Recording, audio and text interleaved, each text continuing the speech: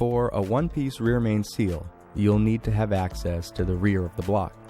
This type of engine uses an adapter that bolts to the block. This way, the rear main seal is fitted in after the adapter is sealed up and bolted in place. You can remove the engine from the stand if you want and install the seal, but then you'd have to put the engine right back in the stand. We're just going to wait till later to do our one-piece rear main seal so we can keep moving forward. We did seal and install the adapter because we were lucky enough to be able to get it past the engine stand adapter. If you're able to get your adapter on, great. If not, don't worry about it. We can deal with all this stuff later. Let's move on. Engines that have pressed on lower gears will already have the gear fitted onto the crank. If your timing set has multiple marks and keyways on it, if you need to, you could click now for an explanation. If you have a thrust plate for your camshaft, don't forget to double check that it's in place, torqued, and thread locked before we do the timing set. For non-slip-on timing sets, put the larger upper gear on the cam and line up the timing marks.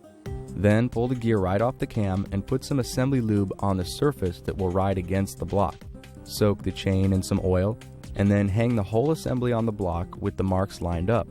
If you have the slip-on style timing set, then you'll want to put both gears in the chain, line up the marks, and then slip the whole timing set on.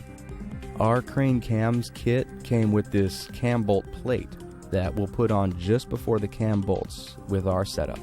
When you have a bolt or two on, you want to double check that your alignment's correct.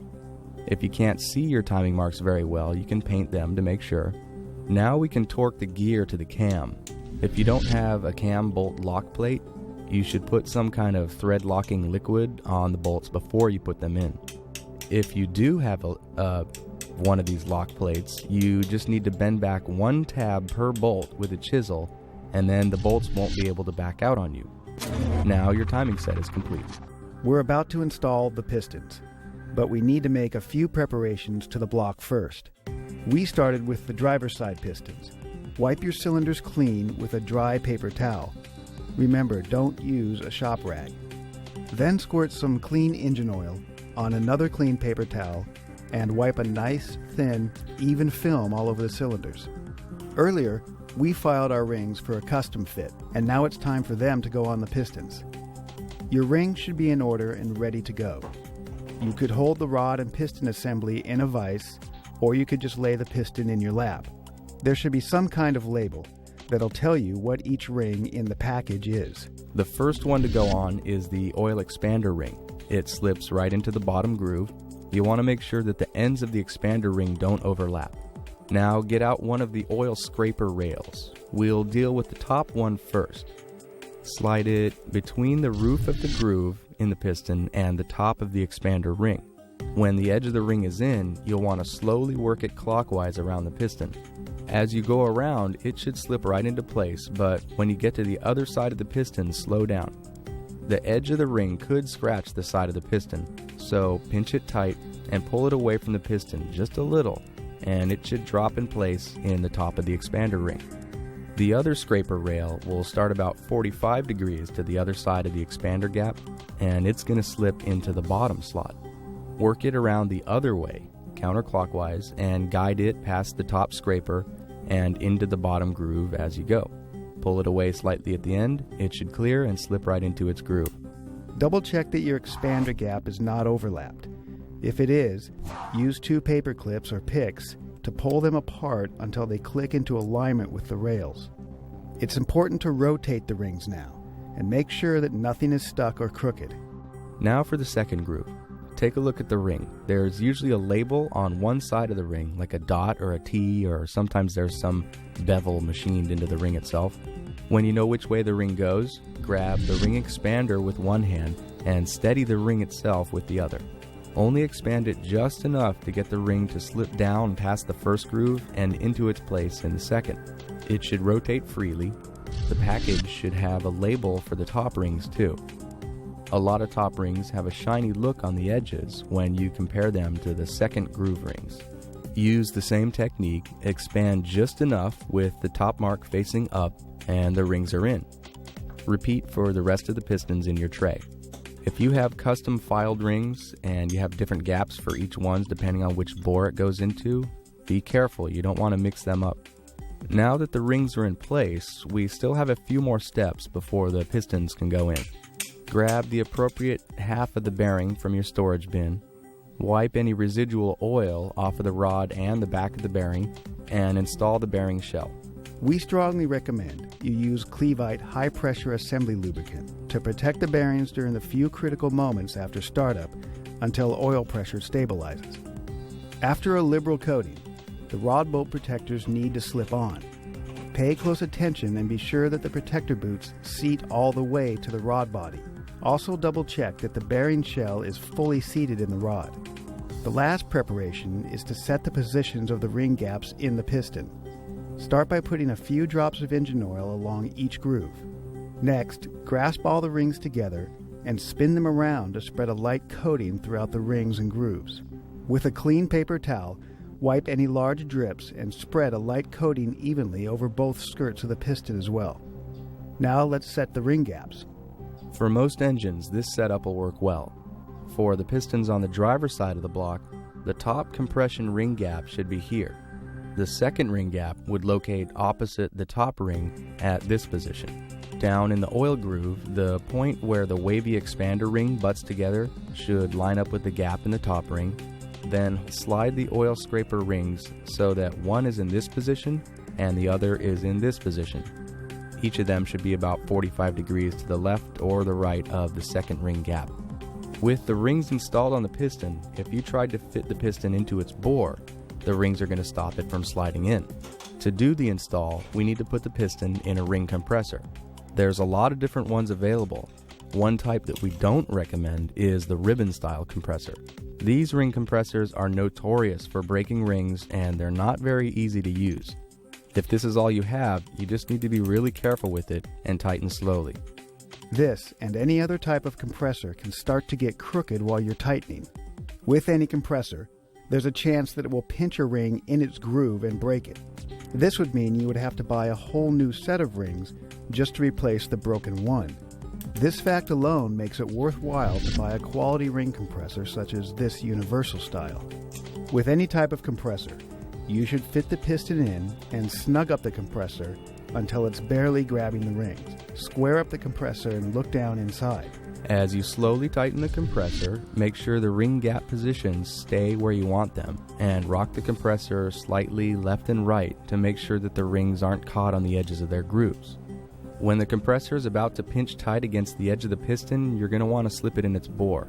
But first check and make sure that the crank's rod journal is straight down in the bottom dead center position, and also make sure that the forward mark on the piston is facing the front of the engine. Once the piston's in its bore, it'll be square with the block. Tap on the edges of it so that the compressor will sit square to the block as well on all sides. Now tighten the compressor until it pinches tight on the piston. If your ring compressor is one of those styles that's tightened by a hose clamp, then back out the screw a half turn just to release some of the squeeze that's on the piston. We're almost at the moment of truth, but wait, don't smack on the piston yet. Rotate the compressor and make sure that it's sitting square on the deck and that it's perpendicular to the block itself. Have a look up into the cylinder from below. You want to slide the connecting rod over so that it'll have some clearance to make it by the crank throw as you hammer in the piston. Now you can have at it. Use the rubber handle of a hammer, or better yet, give the pistons some solid hits with one of these special piston hammers. You want to smack it hard enough to make it slide past the grip of the ring compressor, but if you feel even the slightest resistance, stop and check the compressor. If you see any of the oil scraper rings popping out, or even one of the compression rings, pull the compressor off and check everything. If you're tapping really slowly, a little at a time, and a ring keeps popping out, when you reset it, try hitting a little harder in the beginning so that the piston will move quickly past the entrance of the block deck. Once you're in, the compressor can get put aside, and you just need to tap lightly to get the piston to go all the way down to the crank. The protector boots will guide the rod into place on the crank, and the rod will seat nicely on the rod journal as long as your bearing is still in place. Grab the cap that goes with the rod, lube it up, and look at the marks that you stamped on the sides of the rod and the cap to fit the cap on the right way. When the cap is in place, thread on the nuts and cinch them hand tight with a ratchet. In pre-assembly, we checked to make sure the cam didn't interfere with the rotation of the pistons and rods. Now we need to make a few more rotations of the crank to be sure that the rings aren't scarring up the walls of the cylinder. If a ring broke while you were putting in the pistons, you'd notice some scratching on the walls. Look all around the cylinders as you rotate and see if you notice any scratches that weren't there before. If you see a scratch, run your fingernail against it. If you're concerned that the scratch might be from a broken ring, pull out the piston and check the rings. If everything checks out okay, reinstall and let's move on to the next piston. Rotate the next rod journal to its bottom position, and when the compressor is tight, tap on the compressor again to make sure that it's square with the block just like before. With the pistons on this first side of the block, it's easy to just slide the rod over and it'll avoid hitting the throw of the crankshaft as you hammer the pistons in. For the pistons on the other side, it's going to be a little bit closer quarters, but we'll deal with that in a second when we get to the other side of the block. You'll start to get a feel for how much pressure you'll need to hit with to get the rings to slide out of the compressor and past the block deck. With each piston that goes in, you'll feel the rotation of the crank getting a bit harder to turn. The increase in resistance should feel pretty steady as each piston gets added. When the first side of your block has all of its pistons in and rotating smoothly, you can rotate the block to the other side. If you haven't already, you need to dust out the cylinders and lube up the walls with an even coat of oil. Before the pistons go in on this side, remember that the ring gap positions are different. It isn't a big difference, they're basically just upside down compared to the gap patterns of the first side that you just did. As the pistons go in on this side of the engine, there's a lot less room for them to clear the crank throw and the rod of the other piston that was installed on the other side. As soon as the rings clear the deck, and you can move the compressor out of the way, make sure that you pay close attention to keep the rod that's being installed from hitting either the crank or the rod from the other side of the block. As soon as the rod is just past the edge of the crank throw, then you can press it against the crank throw and then push the other rod over to make room for the one that's being installed to slip into place. Again, when it's time to put on the cap, make sure that the marks on the cap and the rod are on the same side as each other. As you do your check rotations, always rotate in the direction that the engine will be operating once it starts up. Continue cleaning and relubing the bearings as you go. As the last few pistons go in, it's going to start to get tough to rotate the crank by hand. It should be possible to rotate the crank with one hand though, even if your engine has a rope seal that pinches real tight on the rear of the crank. Once the pistons are in, it'll be time to rotate the block upside down, but before you do that, let's put the timing cover on. Before the timing cover can go on, we need to install the seal to keep oil from leaking past the harmonic balancer. Some seals have a coating painted on them already. Some are just bare metal. For good measure, you should put at least a thin bead of non-hardening sealant around the outer edge of the seal. Put a block of wood behind the cover so you don't deform the metal as you hammer on the seal. When the seal is in place, you should hammer it with some type of installer, like a bearing race driver, that will contact the entire face of the seal as it's banged in. Check to make sure that the seal is fully seated and square. Then lubricate the inner lip of the rubber seal with some grease to keep it from burning out when the engine starts up. Next, you want to clean the gasket mounting surface of the cover and the block with some solvent. Most gaskets for timing covers are made of a paper or composite material. The best way to seal these is with a gasket sealant. Most gasket sealers work like rubber cement. You'll want to coat the surfaces of the block and the timing cover. Then you want to evenly coat both sides of the gasket and let everything dry for a minute or two. When everything's tacked up, the gasket will stick right in place and allow you to line up the gasket ends and bolt holes. When the alignment looks good, you can slap on the cover. You'll want to have your timing cover storage bin available. These bolts get a bit of oil on the threads, and once you have them threaded in, then they'll need to be torqued. If your torque setting is a low number like 6 or 8 foot-pounds, just use your best judgment by hand in tightening these bolts. You probably won't have a torque wrench that's going to give you an accurate reading below 10 pounds. With the timing cover in place, it's time to rotate the block upside down for the last time. Those of you that have a one-piece rear main seal need to have your adapter in place to continue.